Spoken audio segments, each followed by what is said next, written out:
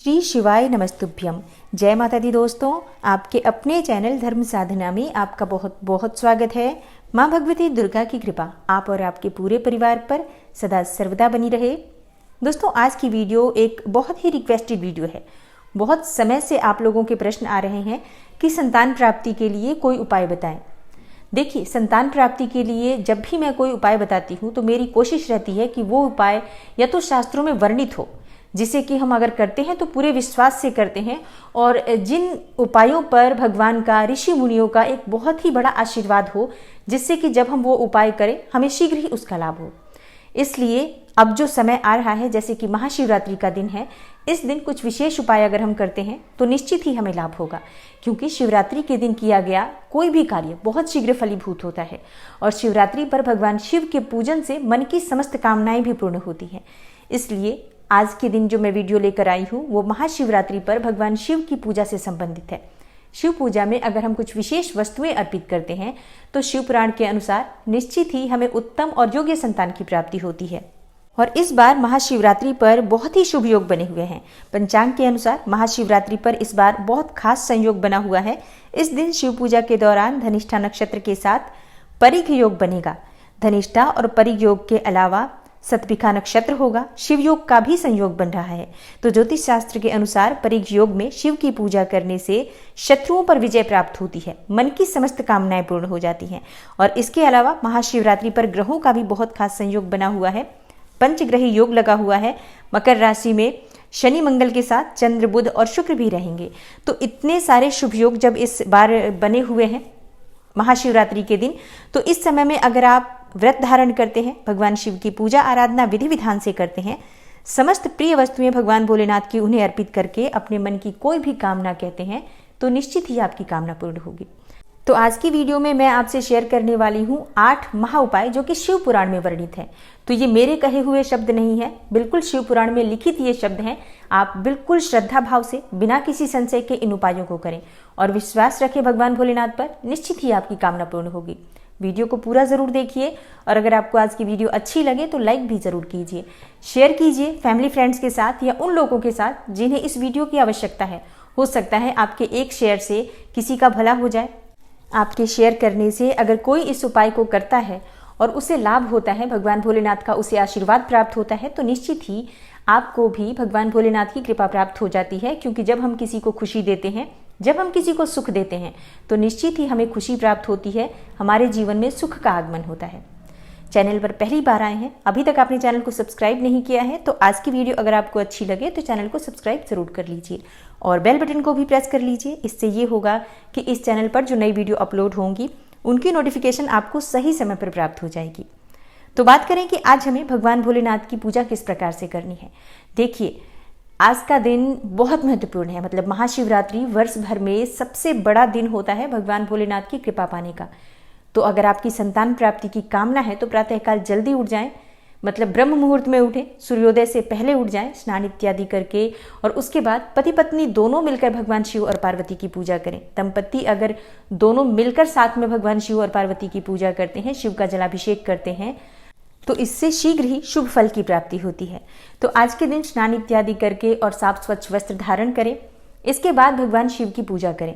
और आज के दिन आपको काले रंग के, नीले रंग के वस्त्र धारण नहीं करने हैं, शुभ रंग धारण करें। मतलब लाल, पीले, हरे, गुलाबी इस तरह के वस्त्र धारण कर सकते हैं। पुरुष चाहे तो सफेद वस्त्र भी धारण कर सकते हैं। भगवान शिव की पूजा के लिए प्रयास करें कि किसी शिवालय में जाकर पूजा करें। शिवालय में की गई पूजा प्रार्थना बहुत शीघ्र फलीभूत होती है। वैसे बहुत से लोगों के घर से बहुत दूर होता है मंदिर, तो लोग नहीं जा पाते हैं, लेकिन अगर बहुत अधिक परेशानी होती है तो हमें थोड़ा सा चलकर, थोड़ा कष्ट सहकर भी मंदिर तक पहुंचने का प्रयास करना चाहिए। और जब इतना बड़ा दिन होता है, मतलब ऊर्जा का भंडार है आज का दिन, तो आज के दिन जो भी प्रार्थना की जाती है इसलिए शीघ्र फलीभूत होती है, क्योंकि शक्तियां बहुत जागृत अवस्था में होती हैं। तो प्रयास करें मंदिर जाकर करें। घर की पूजा जरूर कर लीजिए। बाहर निकलने से पहले, बाहर जाने से पहले हमें अपने घर की नित्य पूजा जो प्रतिदिन की होती है उसे जरूर करना चाहिए। घर में अगर शिवलिंग है या घर में शिव भगवान की फोटो है, शिव पार्वती की फोटो है, मूर्ति है, जो भी आपके पास उपलब्ध है, उनकी भी विधि विधान से पूजा कीजिए। जैसे कि भांग, धतूरा, बिल्वपत्र इत्यादि अर्पित करें।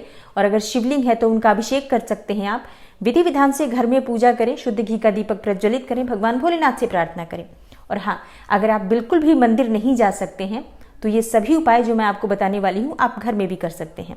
घर में मिट्टी का एक शिवलिंग निर्माण कीजिए, या फिर जैसे मैंने कल की वीडियो में भी बताया था, आज फिर बता देती हूँ आपको कि आप आटे का शिवलिंग बनाकर और विधिवत उसकी पूजा आराधना कर सकते हैं। मतलब गेहूं के आटे से शिवलिंग बनाना है आपको और 11 शिवलिंग बनाने हैं, और उसके बाद विधिवत इन सभी शिवलिंग का आपको अभिषेक करना है। हर शिवलिंग का आप 11 बार अभिषेक करते हैं रुद्र सूक्त के पाठ द्वारा, और पति पत्नी दोनों मिलकर उस शिवलिंग की विधिवत पूजा आराधना करते हैं तो शिवपुराण के अनुसार निश्चित ही उत्तम संतान की प्राप्ति होती है और शीघ्र ही संतान की प्राप्ति होती है। तो इस उपाय को आप कर सकते हैं, घर में ही कर सकते हैं, और ये बहुत चमत्कारी उपाय है। इसके अलावा अगर आप मंदिर जा रहे हैं, गाय के दूध से आपको शिवलिंग का अभिषेक करना चाहिए। गाय के दूध से भगवान शिव का अभिषेक करने से संतान प्राप्ति की कामना पूर्ण होती है। आज भगवान भोलेनाथ के ऊपर अगर आप जौ अर्पित करते हैं, मतलब जौ होता है जो हम जवारे बोते हैं नवरात्रि के समय में, वही जौ होता है जो आप अभिषेक पूजन इत्यादि करने के बाद थोड़े से जौ अपनी मुट्ठी में रखें, दाहिने हाथ की मुट्ठी में, और ये जौ भगवान शिव पर अर्पित करते हैं। ओम नमः शिवाय, ओम नमः शिवाय इस मंत्र के द्वारा, या भगवान शिव का कोई और भी मंत्र आप जपना चाहते हैं तो उसका भी जाप कर सकते हैं। मंत्रोच्चारण के साथ जौ अर्पित करें और उसके बाद हाथ में बिल्व पत्र, अक्षत इत्यादि लेकर पूजा पूर्ण होने के बाद उनसे प्रार्थना करें कि हे भोलेनाथ, मुझे संतान की प्राप्ति हो, उत्तम संतान की प्राप्ति हो, स्वस्थ और दीर्घायु संतान की प्राप्ति हो। इस प्रकार से पति पत्नी दोनों मिलकर प्रार्थना करते हैं तो निश्चित ही अगली शिवरात्रि से पहले ही आपकी कामना पूर्ण हो जाती है। दोस्तों, शिव पुराण के अनुसार विधिवत शिव का पूजन करते हैं, मतलब बिल्व पत्र, भांग, धतूरा, आंकड़े का पुष्प जरूर होना चाहिए भगवान शिव की पूजा में, या कोई सफेद पुष्प अर्पित कीजिए। और पूजन के बाद भगवान भोलेनाथ की आरती कीजिए कपूर से। शाम के समय शिव मंदिर में दीपक अवश्य प्रज्वलित कीजिए। इस उपाय को करने से भी शीघ्र ही संतान प्राप्ति में आ रही बाधाएं दूर होती हैं। अगला जो उपाय है, बांस के पत्ते भगवान भोलेनाथ पर अर्पित करने चाहिए। बांस के पत्ते क्या होते हैं? अच्छा, बहुत सी जगह पर बांस के पत्ते नहीं मिल पाते हैं, सब जगह उपलब्ध नहीं होते हैं ये, तो जिनके पास उपलब्ध हो वो ये उपाय कर सकते हैं। बांस के पत्ते मतलब वंश का ही स्वरूप माना जाता है बांस को, इसलिए हम जो अगरबत्ती होती है जिसमें लकड़ी होती है बांस की, उसका प्रयोग नहीं करते हैं, क्योंकि बांस की लकड़ी जलाने से वंश की हानि होती है। इसलिए उस अगरबत्ती का प्रयोग नहीं करना चाहिए जिसमें बांस की लकड़ी होती है। तो शिव पुराण के अनुसार बांस के ताजे पत्ते शिवलिंग पर अर्पित करते हुए और मन की कामना अपनी कहते हुए, मतलब संतान प्राप्ति की कामना करते हुए बांस के पत्ते अगर आप अर्पित करते हैं तो निश्चित ही आपके वंश में वृद्धि होती है, संतान की प्राप्ति होती है, पुत्र की प्राप्ति होती है। तो इस उपाय को भी आप कर सकते हैं। अगर आपके घर के आसपास बांस उपलब्ध हो तो वहां से ताजे पत्ते लाकर आप भगवान शिव की जब पूजा आराधना कर रहे हैं तो अभिषेक पूजन इत्यादि करने के बाद अपने मन की कामना करते हुए अपने दाहिने हाथ में पत्ते लेकर और एक एक करके ओम नमः शिवाय का जप करते हुए सभी पत्ते भगवान शिव पर अर्पित करें। इसके बाद अंतिम पत्ते पर भगवान शिव से अपनी प्रार्थना करते हुए उसे भगवान शिव पर अर्पित करें और उनसे प्रार्थना करें कि हे भोलेनाथ, मुझे जो भी संतान प्राप्ति में बाधाएं आ रही हैं उन्हें दूर करके सुयोग्य संतान प्राप्ति का आशीर्वाद दीजिए। अगला जो उपाय है दोस्तों, शिव पुराण के अनुसार अगर गाय का शुद्ध घी शिवलिंग पर अर्पित किया जाता है धार बनाकर, मतलब जिस तरह से हम जल अर्पित करते हैं उसी तरह से एक छोटे से पात्र में आप थोड़े से घी लेकर और वो शिवलिंग पर धार बनाकर अर्पित कीजिए, तो इससे वंश की वृद्धि होती है, संतान प्राप्ति में आ रही बाधाएं दूर होती हैं। शिव पुराण में संतान प्राप्ति का जो अगला उपाय बताया गया है उसके अनुसार अगर हम भगवान शिव पर धतूरे का पुष्प अर्पित करते हैं तो इससे भी उत्तम संतान की प्राप्ति होती है। धतूरे का पुष्प ना मिले तो आप फल का भी प्रयोग कर सकते हैं, जो कांटेदार फल होते हैं धतूरे के उनका भी प्रयोग कर सकते हैं। लेकिन महाशिवरात्रि एक ऐसा दिन होता है जिस दिन भगवान शिव के पूजन की हर सामग्री बहुत आसानी से मिल जाती है। तो शिव पूजा के समय आपको धतूरे का पुष्प अवश्य प्रयोग करना चाहिए। धतूरे का पुष्प भगवान भोलेनाथ पर अर्पित करने से सिर्फ संतान ही नहीं, बहुत सारी परेशानियां दूर हो जाती हैं। आज के दिन शिव पुराण का पाठ करने से भी समस्त प्रकार की परेशानियां दूर होती हैं और समस्त प्रकार की कामनाएं पूर्ण हो जाती हैं।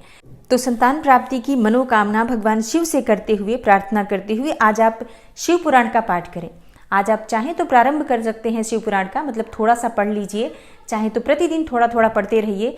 इससे बहुत शीघ्र पापों से मुक्ति मिल जाती है, कर्म बंधनों से मुक्ति मिल जाती है और बहुत शीघ्र जो हमारे पाप कर्म नष्ट होते हैं, जिस भी वजह से हमारे जीवन में जो रुकावट आ रही है, संतान प्राप्ति में बाधा आ रही है, वो पाप कर्म जब नष्ट हो जाते हैं तो निश्चित ही हमारी कामना पूर्ण होती है। दोस्तों, शिव पुराण के अनुसार अपने मन की कोई भी कामना अगर आप चाहते हैं कि बहुत शीघ्र पूर्ण हो, तो अपने मन की कामना भगवान नंदी के कान में कहें।